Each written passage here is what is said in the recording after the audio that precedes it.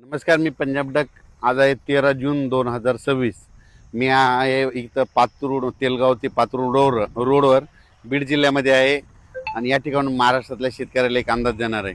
शेतकऱ्यांनो, घाबरू नका. यावर्षी एल निनो वगैरे काही नाही. सगळ्याच्या पेरण्या होणार आहेत. मी म्हटलं होतं 7 ते 14 बऱ्याच भागातल्या पेरण्या होतील, लागवडी होती. तर तुरळक भागातल्या काय झालं, जिथं पाऊस पडला तिथं झाल्या. आणि तुम्हाला पाहू शकता, हे बीड आपलं माजलगाव तालुक्यामधले ही कापसाची लागवड बघा. हे संपूर्ण कापूस उगवलेले आहेत. यांच्या लागवडी देखील कापसाच्या झाल्या आणि कापूस उगवले. तर सगळ्यांचे काय होणार आहे, तर सगळ्यांचे अशाच पेरण्या होणार आहेत. आता 21 ते 30 दरम्यान, म्हणजे जूनच्या शेवटच्या आठवड्यात परत एकदा चांगला मोसमी पाऊस येणार आहे. त्याच्यामध्ये महाराष्ट्राच्या जवळजवळ सगळ्या भागाची पेरणी देखील होणार आहे आणि कापसाच्या लागवडी देखील होणार आहे. म्हणून माझं तरी म्हणणं आहे, शेतकऱ्यांनी घाबरू नये.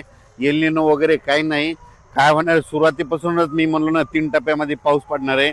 एक 7 ते 14 म्हणजे आज 13 तारीख आहे. तर 7 ते 14 काही भागात पडेल.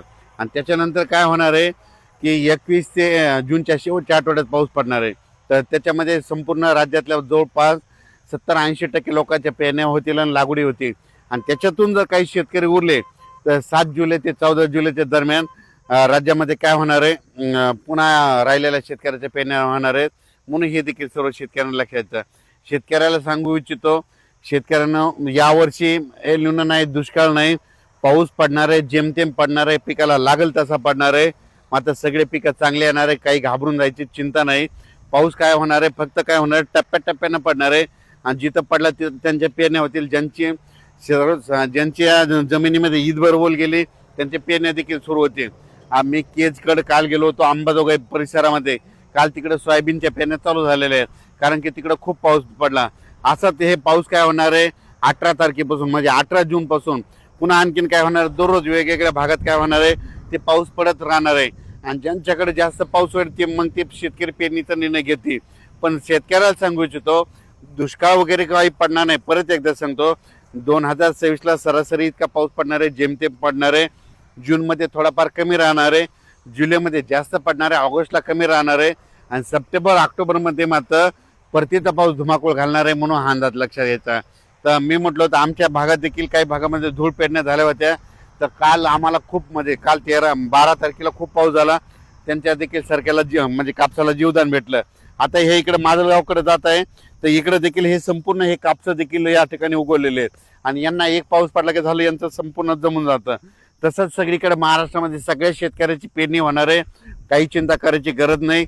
एल निनो नसता, काही नसतं. तुम्हाला सांगू इच्छितो, दरवर्षी काय झालं, निसर्ग 22 दिवस पुढे सरकला, थंडी 22 दिवस पुढे सरकेली, उन्हाळा 22 दिवस पुढे सरकेला आणि पावसाळा 22 दिवस पुढे सरकेला.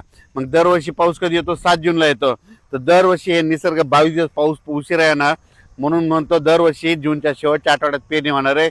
आणि यावर्षी देखील जूनच्या शेवटच्या आठवड्यात शेतकऱ्याची पेरणी होईल आणि सगळ्या शेतकऱ्याच्या लागवडी देखील होणार आहेत. म्हणून ही सर्वप्रथम शेतकऱ्यासाठी आनंदाची बातमी. शेतकऱ्यांना घाबरून जाऊ नका, पाऊस येत राहणार आहे. तुम्ही बघा, आता म्हणजे हे दररोज पाहताना हे 14 पासून पण देखील बऱ्याच भागामध्ये, आज देखील ना विदर्भामध्ये वर्धा, नागपूर, भंडारा, गोंदिया, चंद्रपूर, यवतमाळ, अमरावती, अकोला त्या परिसरामध्ये आज देखील म्हणजे ते आज 13 तारखेला देखील चांगल्या स्वरूपाचा विदर्भात, पूर्व विदर्भात पाऊस पडणार आहे. पश्चिम विदर्भात देखील काही भागामध्ये विखुरलेल्या स्वरूपात आज देखील पाऊस पडणार आहे. मराठवाड्यात देखील आज विखुरलेल्या स्वरूपात, सगळीकडे नाही पडणार पण भाग बदलत पावसाला सुरुवात होणार आहे. म्हणून हा अंदाज लक्षात यायचा. तसाच काय होणार आहे, हे पाऊस 18 जून पासून दररोज एक दिवस वाढत वाढत असं चांगलं जाणार आहे. मग त्याच्यानंतर काय होणार आहे, 21 जून ते 29 जून संपूर्ण महाराष्ट्रामध्ये वेगवेगळ्या पाऊस पडणार आहे, सगळ्यांच्या पेरण्या होणार आहेत.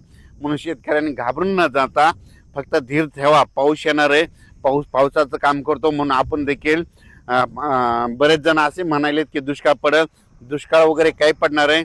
तुम्ही बघा, जूनच्या अखेर, जूनच्या आपण 1 जुलैला काय करू, परत एक अंदाज देऊ. संपूर्ण पेरण्या झालेले दिसतील. पण शेतकऱ्याला सांगायचं होतं, घाबरून जायचं कारण नाही. ओल जमिनीमध्ये ईदभर ओल गेल्याच्या नंतर तुम्ही तुमचा पेरणीचा निर्णय घ्या. आजच्यात एक मेसेज दिला जाईल. पण शेतकऱ्याला सांगू इच्छितो की पेरण्या 3 टप्प्यात होणार. पहिल्यापासून मी म्हणतो की 7 ते 14 एक टप्पा राहील.